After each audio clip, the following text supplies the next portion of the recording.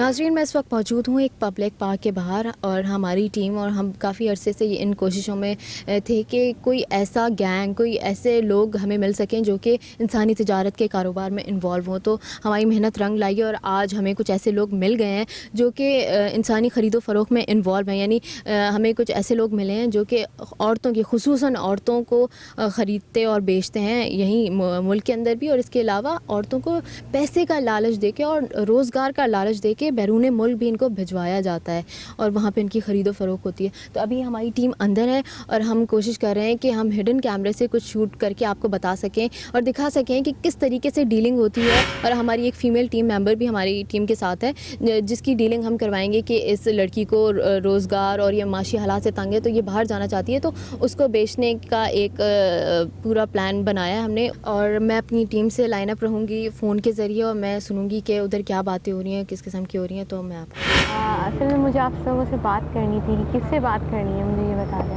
नहीं देखो, आप खुद बोलो जो बात है अपल नहीं करना, ठीक है। और इससे पूछो मेरे में और इसमें कोई वो दूसरी बात नहीं। साफ बात ये है कि मुझे दुबई जाना है, मुझे बाहर जाना है, मुझे अपना पैसा कमाना है, मुझे दुबई जाके काम करना है। इसी बना हुआ है तुम्हारा? हाँ बना हुआ है, सब चीज़ें बना हुआ है। बस वहाँ से पैसा कमा के को दे दूंगी, मैं आज़ाद हो जाऊंगी। ये तो चल जात का आदमी है, पता नहीं का भी नहीं पता। नाज़रीन, पहले जो गुफ्तगू स्टार्ट की गई वो काफ़ी गालम गलोच से और गलत अल्फाज यूज़ किए गए, और अब जो डिमांड की गई है, जो पूछा गया है, जो बात सबसे पहली बात पूछी गई है वो है कि आपके पास पासपोर्ट मौजूद है या नहीं है। और उसके जवाब में अगर आपके पास पासपोर्ट नहीं भी है तो ये उनका ये कहना है शायद कि वो पासपोर्ट बनवा भी देते हैं। यानी ये लोग विदाउट पासपोर्ट लेके नहीं जाते, पासपोर्ट होना लाजमी, और ये पासपोर्ट ख़ुद बनवा भी देते हैं। कल तुम ऐसा करो, कल लखानी इसको बोलो कि मेरे पास आ जाएगी, तकरीबन 2-3 बजे आ जाओ तुम, ठीक है। और फिर मैं लखानी को भी बुला लेती हूँ, बैठ के बात करते हैं। और उसके 1-2 क्योंकि अदीबा आप जा रही है, ठीक है ना, मार के रख दूँगी। बस इसको कल भेज मेरे पास, सही है ना। मैं अदीबा के पास ले जाती हूँ इसको। तेरी मेरी लड़ाई होती थी, मैं तो तलाक दी। यही वाला सीन है, बता दो। ठीक है, मैं अदीबा से इसकी बात करवा देती हूँ, कल इसको बोल दे मेरे पास आ जाए। नाज़रीन, यहाँ पे धमकियाँ भी दी जा रही हैं। किसी एक रुकन का नाम मुझे सही सुनाई नहीं दे रहा, वो ले रही हैं कि उनकी एक ग्रुप मेंबर हैं या ग्रोह की जो शायद बड़ी हैं, वो उनका ये कहना है कि वो बहुत ख़तरनाक हैं और उनकी मर्ज़ी के बगैर कुछ नहीं होता और उनको धोखा भी कोई नहीं दे सकता। तो चल मैं बात करवा देती हूँ, ठीक है। कल तुम मिल लो मेरे से यार, अभी ये चल रही है। आज मेरा तबीयत सही नहीं है, कल चलूँगी। तो वो उसके अच्छे के लिए बोल रही है। मैंने कहा चल लो, मर्जी है तुम्हारी, आगे। नाज़रीन, जिस लड़की को मतलब जो हमारी टीम मेंबर थी उनको साथ लेके जो हमारी टीम गई थी, तो उसके हवाले से वो कह रही हैं कि इस लड़की को वो भिजवा सकते हैं दुबई। इसके अलावा वो ये भी ऑफ़र कर रही हैं कि आप आज ही हमारे साथ चलो, यानी कोई मसला ही नहीं है, कोई मतलब कोई रोक टोक नहीं है। पब्लिक पार्क के अंदर इस तरह से डीलिंग हो रही है, किसी को भी ख़रीदो फ़रोख्त करके ले जाया जा सकता है। तेरा काम नहीं है। बाल दिखाओ अपने, पूरे खोलो, डॉलर डाउन,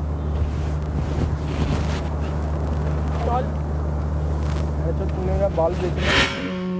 मुझे ऐसा लग रहा है कि शायद कुछ बालों की बात हो रही है, कुछ शायद हमारी जो फ़ीमेल टीम मेंबर थी, नाज़रीन, हम आपको बताएं कि वो दुपट्टा ओढ़ी हुई थी और काफ़ी ढके छुपे गई थी। तो वो उनसे कहा जा रहा है कि आप अपना दुपट्टा मतलब बाल दिखाएं, और देखा जा रहा है कि वो इस काबिल हैं कि उनको फ़रोख्त किया जाए नहीं किया जाए, और जो भी वो रेट लगा रही हैं उस हिसाब से होगा। हाँ वो देगी पैसे जितने आप बोलोगी ना। हाँ 20,000 रुपये, 25,000 रुपये आप बोलोगी, वो दे के जाएंगे। खरीदने जा रहे हैं क्या 20,000? नहीं तो जितने भी भले, जितने भी आप बोलो वो आपको देगा। कहना चाह रही है। हाँ वो लड़की के ऊपर होगा जितनी, मगर जब तक आप उसके पैसे नहीं उतारोगी वो आपको छोड़ेगी नहीं, भले कोई तुरम खान का बच्चा क्यों ना आ जाए। ये बात ध्यान में रखना अपने। नाज़रीन, हमारी टीम मेंबर ने ये कहा था कि हमें कुछ एडवांस पैसों की ज़रूरत है, तो क्या वो अरेंज हो सकते हैं, यानी पहले ही पैसे मिल जाएं। तो उनका ये कहना था कि हाँ पैसे तो बहुत इजीली मिल जाएंगे, लेकिन उसके साथ कोई फ्रॉड नहीं कर सकता। मतलब वो धमका भी रही है उसके नाम से। अब क्यों धमका रही है? क्या वो इतना बड़ा नाम है या उसके पीछे इतने ज़्यादा लोगों की इन्वॉल्वमेंट है कि उससे डरना चाहिए? अब समझ नहीं आ रहा।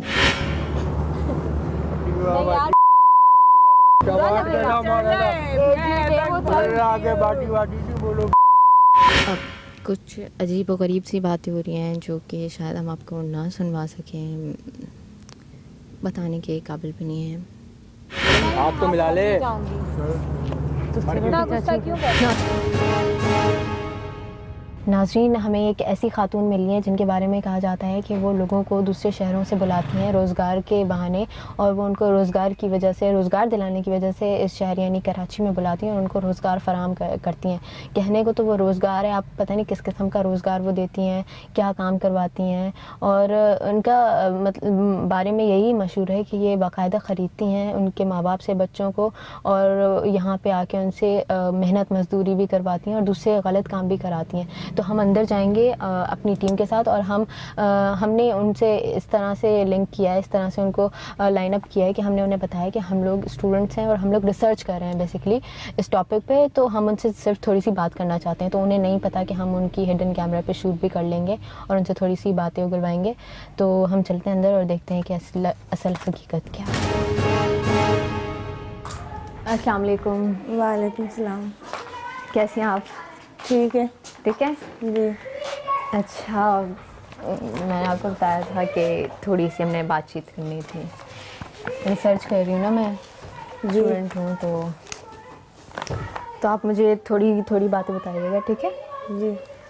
अच्छा, पहले बताएं कि किस किस्म का बिज़नेस आप करती हैं? क्या मतलब आपने बताया था कि आप रोज़गार देती हैं बेरोज़गार लोगों को और दूसरे शहरों से भी लेकर आती हैं, तो किस तरह से आप अपना कारोबार करती हैं?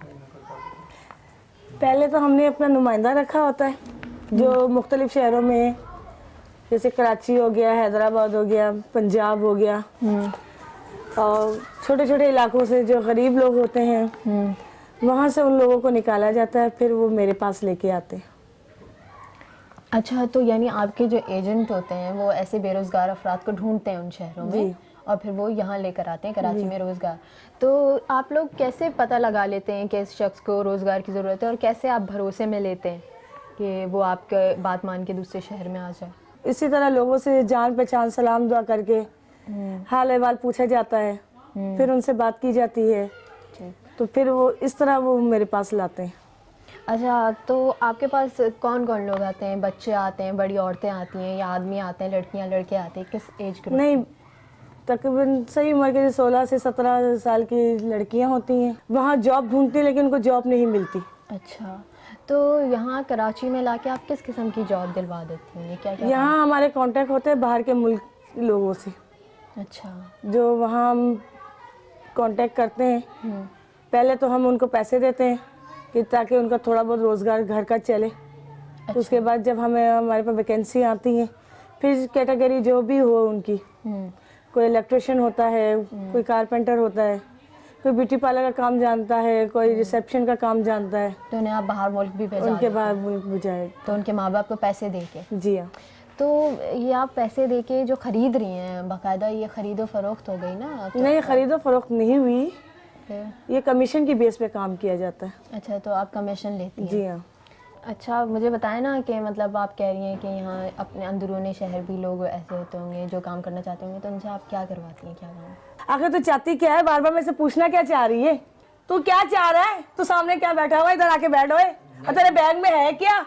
नहीं, बैग में कुछ नहीं है, वो आपसे मेरी बात। और तू मेरे अखबार में क्या मेरी तस्वीर देना चाहती? मैंने तुझे अपना समझ लिया, तो इसका मतलब ये तो नहीं है तू मेरे पे शुरू ही हो जाए अलग अलग सवाल करके। कुछ नहीं कर रहे आपके साथ आप। सिर्फ असल में देखें, मसला ये कॉलेज की रिसर्च है, ये एक रिसर्च है जिसमें हम सिर्फ इन्फॉर्मेशन और ये सिर्फ मालूमात ये ले रहे हैं कि आप, ये ना होगा तेरे पे मैं इज्जत हासिल का दावा कर दूंगा, मेरी तस्वीर भी आ गई अखबार में, तो या मेरे किसी चैनल में कोई तस्वीर आ गई तो नहीं, कुछ नहीं होने वाला आपके साथ। वो कुछ तो नहीं देखें, होगा, आप ट्रस्ट करें। हम तो ये बताना चाह रहे हैं कि जैसे हम लोग एक थीसिस लिख रहे हैं, थीसिस का मतलब ये है कि रिपोर्ट बना रहे हैं कि पाकिस्तान में कितनी गुर्बत है, बेरोजगारी है, तो आप कितना अच्छा काम कर रही हैं। हमारा तो मकसद ये है बताना। हाँ, तो वो थोड़े से सवाल हैं, ज़्यादा नहीं है, आप देना आप चाहें तो खिदमत खर्च कर रही है ना, तो खिदमत करें। और भी हमारे मजीद काम है, हम आपको पूरी डिटेल दे दें। आपको हाथ पैर कटवाया नहीं, सबको उंगली पकड़ाई नहीं, हाथ पैर दे दिया आपको। तो ठीक है, आप सही कह रही हैं, आपने गलत काम नहीं करा है, तो आप इतना भड़क क्यों रही हैं? तो आप आराम से बात कर लें। वो 2-3 सवाल और बचे हैं, ज़्यादा नहीं है, तो ये पूरी वो हो जाएगी ना, डिटेल आ जाएगी हम लोगों के पास। पूछे मैं चले पूछे। अच्छा, आपने कहा कि आप 16-17 साल की लड़कियों को यहाँ बुलाती हैं, दूसरे नहीं, इससे बड़ी एज की भी होती है, कोई जरूरी नहीं है 16-17 साल की उम्र की लड़कियों पे ही हमने कसम खाई रखी है। आपने पूछा था कि पढ़ी लिखी नहीं होती जी, वो पढ़ी लिखी नहीं होती है। क्या काम करवाती हैं आप? जो मैंने बताया ना, जो दुबई जाना चाहती है वो दुबई चली जाती है। क्या काम कर सकती हैं वो? यही झाड़ू पोछा जी, शेखों के घरों में काम करना, मेहनत करवाती जी हाँ। जो पढ़ी लिखी होती है उनको पढ़ी लिखे के हिसाब से काम दिया जाता है। हैं। अच्छा, तो पढ़ी लिखी भी आपके पास आती जी हाँ। तो एक चीज़ मैं पूछूं, एक सवाल है आपसे। हाँ जी पूछें। अच्छा, मैं ये पूछना चाह रहा था कि वो जो दुबई जाती हैं तो वो वहाँ पे कितना अरसा रहती हैं और वीज़ा कैसे मिलता है फिर उनको? हमारे एजेंट जो दुबई में भी होते हैं ना, तो वो हमें भेजते हैं कि इस तरह के काम के लिए कोई चाहिए हमें, तो फिर हम अपने रिक्वायरमेंट के हिसाब से भेज देते हैं। तो आप लोग खुद बनवाते हैं पासपोर्ट, वीज़ा वगैरह, जी हाँ। या इलीगल भेजते हैं? नहीं, इलीगल नहीं भेजते, लीगल ही भेजते हैं। अच्छा, आपने कहा ना कि आपको सिर्फ कमीशन से मतलब होता है, तो मतलब आपको कोई खबर ही नहीं होती, आप भेज देती हैं लोगों को, आपकी जिम्मेदारी खत्म हो जाती है। और जो तेरी समझ में बात नहीं आ रही? तेरे को मैंने बोला 2 महीने तक हम खबरगिरी रखते हैं। ए इधर आ, इधर आ, चल बैठ, हट उधर जाके बैठ। तू बता, तेरे को मैंने रखा तो तू बता अपने मुंह से। ये कहाँ से आई है? मैं सखर से आई हूँ। सक्खर से? ये आपको जॉब के लिए यहाँ लेकर आई है? आप कब से यहाँ रह रही हैं? 2 महीने से। 2 महीने से? तो कोई जॉब वगैरह नहीं दिलाई? जी, मैं सखर में रहती थी, मेरे घर वाले बहुत गरीब थे, तो मुझे सखर में कोई काम नहीं मिल रहा था। अच्छा तो फिर मैं मम्मी के पास आई, अच्छा। फिर इन्होंने मुझे काम दिलाया, मेरा घर बहुत खुश है। तेरे को समझ नहीं आ रही है? अच्छा, उसने ठीक है। कहा ना मैट्रिक। अच्छा, आपने कहा कि ये भी दुबई जा रही है? मैंने कब कहा दुबई जा रही? मैंने कहा मैंने इसको काम पे लगाया है, इसकी अपनी मर्जी होगी तो चली जाएगी। अगर इसको तनख्वाह अच्छी मिल रही है, अगर 15,000 पिज्जा हट में मिल रही है तनख्वाह, तो फिर क्या जरूरत है दुबई जाने की? या अगर ये सोचे समझे। अच्छा, आप जाना चाहती हैं जी दुबई? जी आप इनमें भरोसा करती हैं? जी, बहुत करती हूँ। दुबई में आपके साथ क्या होगा क्या नहीं आपको पता है? और इनसे पूछे हमने कोई गलत कामों में लगाया है इनको? जी नहीं, कोई गलत काम पे नहीं लगा। या कोई गैर आदमी आता है? जी नहीं। शनाख्ती कार्ड है तो आपका बना हुआ है शनाख्ती कार्ड? लेकिन आप छोटी लग रही हैं बहुत, हैं? आपकी एज एज कितनी है 18 साल आपकी? तो नहीं होगी? 18। लेकिन ये आप 13 साल की लग रही हैं। आपको ये नहीं लगता कि आप नाजायज़ कर रही हैं? मतलब आप कमीशन खाती हैं इनका? तो क्या नाजायज कर रही हूँ? हमें क्या मिलता है, 2,000 रुपया या 1,000 रुपया? तो उसमें और लोगों को भी तो हम देख रहे हैं, और लोग भी तो घर पल रहे हैं, जो एजेंट हमें ढूंढ के लाके देते हैं, उनका भी तो फायदा करने की नहीं करने को। मैं अकेली तो नहीं खाती। अच्छा, अभी तक आप कितने लोग? क्यों बताऊं मैं? नहीं, एक आइडिया बता दें। नहीं क्यों बताऊं? नहीं, लिखने हैं ना। नहीं क्यों लिखना है? बार बार क्या तू मुझे इश्तहार में देगा, तस्वीर में देगा? नहीं, हमें अपनी रिसर्च बस खत्म, मैं नहीं दे रही आपको सारी दे दो। उंगली पकड़ाई तो हाथ ही पता नहीं चल रही है।